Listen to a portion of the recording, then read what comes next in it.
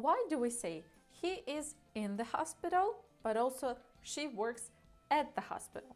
Same building, different prepositions. But also, look at these. The kids are in the school, the kids are at the school. Or he is on the street, or he is in the street. Today, I'll show you the simple idea native speakers use to choose between at, on, and it.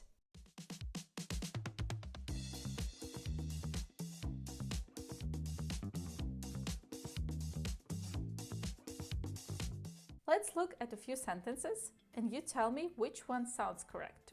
I'm waiting in the station. I'm waiting at the station. Both are possible, but they mean different things. She's in school, she's at school. Again, both are possible, but the meaning changes. He is in the street or he is on the street.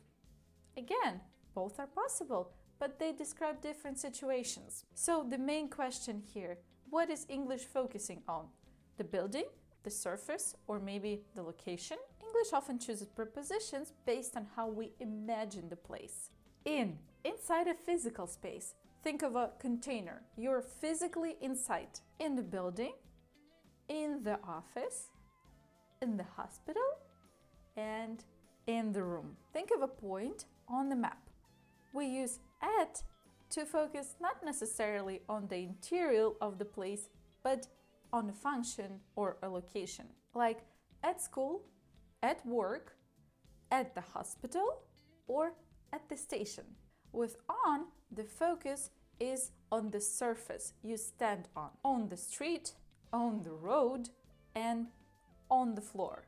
Repeat these phrases with me. In the hospital, in the office, in the building, at school, at work, at the station, on the street, on the road, on the floor. Listen to some common phrases native speakers use all the time. I'll see you at work tomorrow.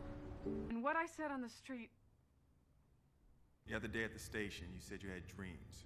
Wait in the office for me about 2 hours. Let's look at some specific examples here. Which one is correct? At school or in school?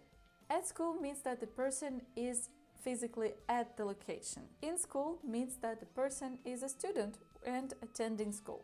We focus on educational stage rather than on the location.